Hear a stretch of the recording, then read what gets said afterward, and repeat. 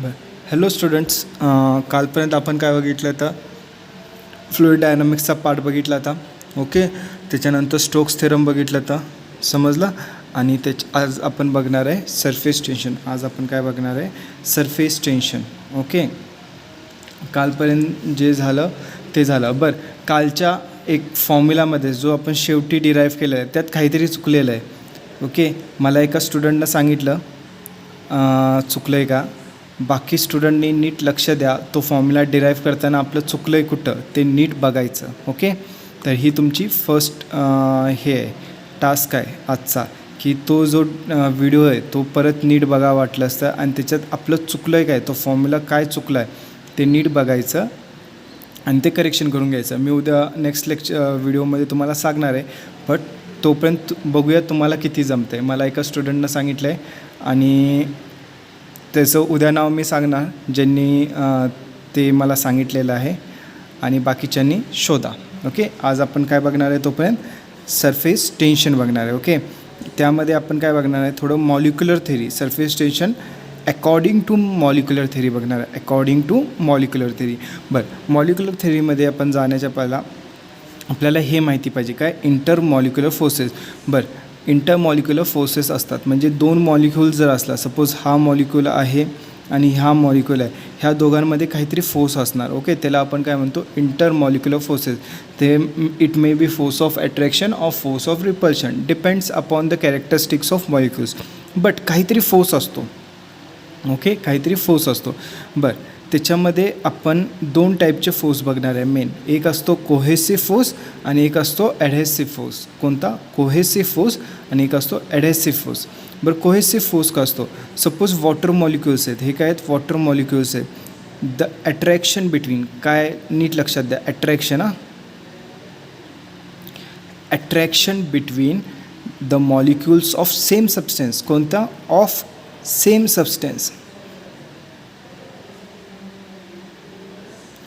The attraction between the molecules of same substance is called as cohesive force. Okay, आणि ॲडहेसिव्ह force काय असतो? Suppose एक molecule आहे माझा वॉटरचा आणि एक मॉलिक्यूल आहे माझा गॅसचा. ह्यांच्या दोघांमध्ये जो अट्रॅक्शनचा फोर्स असेल, कोणता?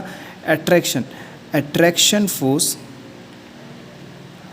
Between of different substance.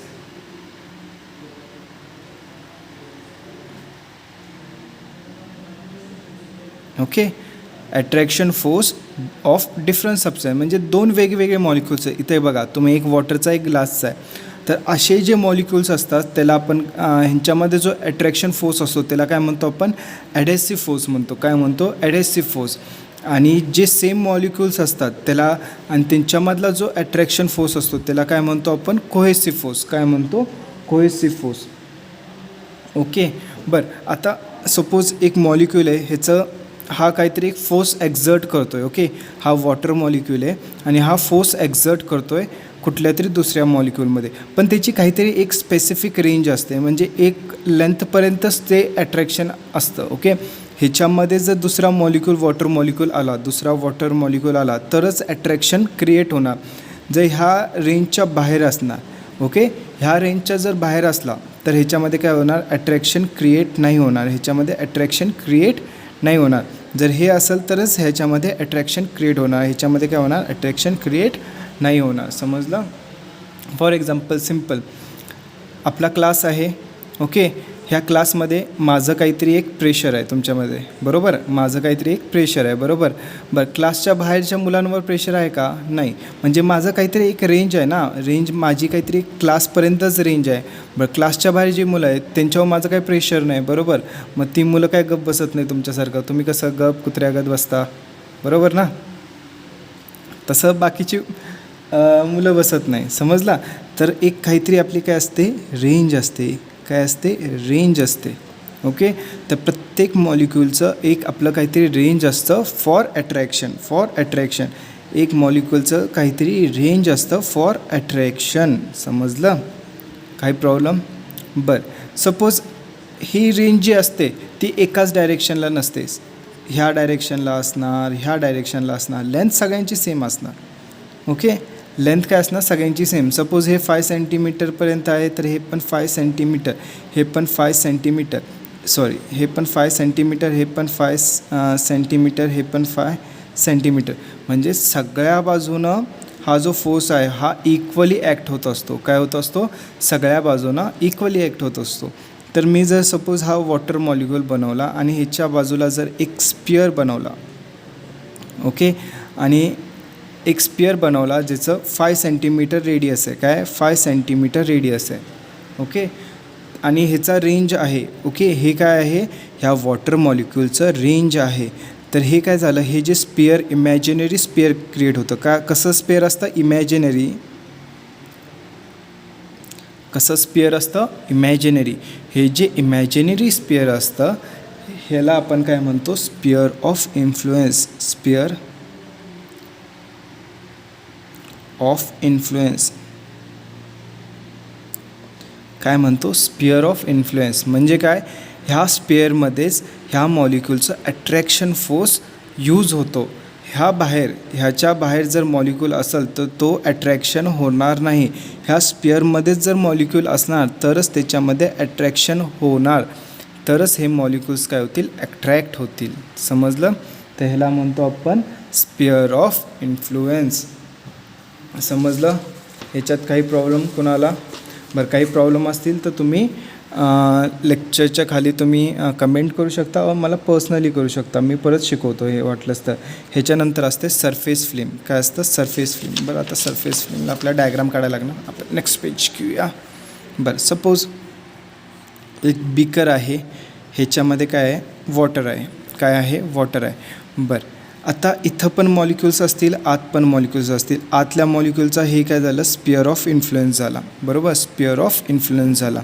बरं, ह्याच्यानंतर इथं जे मॉलिक्यूल्स असतील, ओके, सेम मॉलिक्यूल्स आहेत म्हणजे काय असतं? ह्यांचा सेमच स्पियर ऑफ इन्फ्लुएन्स असणार. बरं, सगळीकडे मॉलिक्यूल्स असतील. मी थोडंसं वाईड मॉलिक्यूल्स घेतो. ओके, हा काय असणार? त्यांचा स्पियर ऑफ इन्फ्लुएन्स. बरं, प्रत्येकाचा काय असणार? सेम असणार, कारण काय सगळे वॉटर मॉलिक्यूल आहेत. सगळे काय आहेत? वॉटर मॉलिक्यूल आहेत. बरोबर, सगळे काय आहेत? वॉटर मॉलिक्यूल आहेत. समजलं?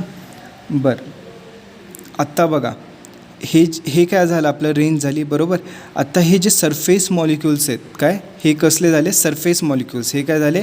Inside molecules. हे कोणते मॉलिक्यूल्स आहेत? Inside molecules. हे काय? Surface molecule. बरं, ह्या सरफेस मॉलिक्यूल्सची जेवढी रेंज असते, काय सरफेस मॉलिक्यूल्सची जेवढी रेंज असते, आता ही त्यांची रेंज झाली. बरोबर, आणि ही एक लेयर क्रिएट होते. काय होतं? हे एक लेयर क्रिएट होतं आणि हे जे लेयर असतं ह्याला आपण काय म्हणतो? सरफेस फिल्म म्हणतो. काय म्हणतो? Surface film. ह्याला काय म्हणतो? Surface film. आता सरफेस फिल्मचं डेफिनेशन सांगतो. The surface layer of a liquid with thickness equal to range of. ह्याची जी थिकनेस आहे ती काय? Equal to range of influence. काय? Equal to range of influence of intermolecular forces is called as surface film. Is called as surface film. तर हे तुम्हाला समजलं सरफेस फिल्म काय असतं. ओके, आणि ह्याच्यानंतर अजून एक पॉईंट आहे. कोणता आहे? Free surface of a liquid. काय आहे? Free surface of a liquid. Free surface म्हणजे काय असतो? हे जे वरचं सरफेस आहे, ओके, ह्याला आपण काय म्हणतो? Free surface of a liquid. म्हणजे वरचं इकडं बघा, इकडं काहीतरी फोर्सेस, हा ग्लास आहे, ह्या ग्लासचे मॉलिक्यूल्स असतील. हे ग्लासचे मॉलिक्यूल्स काय करत असतील? इथं वॉटर मॉलिक्यूल्स आहेत, ह्यांच्यावर ॲडहेसिव्ह फोर्स क्रिएट करत असतील. ॲडहेसिव्ह फोर्स क्रिएट करत असतील. बट जर इथं एअर मॉलिक्यूल नसले, तर ही जी सरफेस असते ती काय असते? Free surface of a liquid असते. काय असते? Free surface of a liquid. That is it does not experience any shear stress. काय? इट डज नॉट एक्सपिरियन्स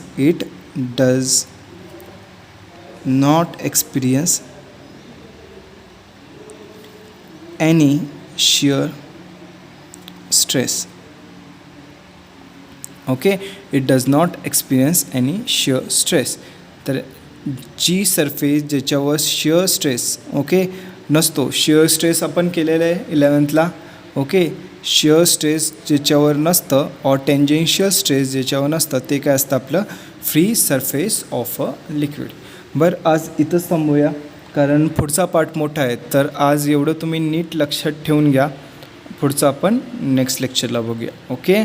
आणि हां परत माझं काय चुकलं तर लास्ट लेक्चरमध्ये ते परत व्हिडिओ तुम्ही परत बघा आणि मला एकतर कमेंट करू शकता तिथल्या तिथंच ऑर तुम्हाला जर माहिती पडलं असेल तर वेल अँड गुड मी उद्या सांगतच आहे. Okay bye.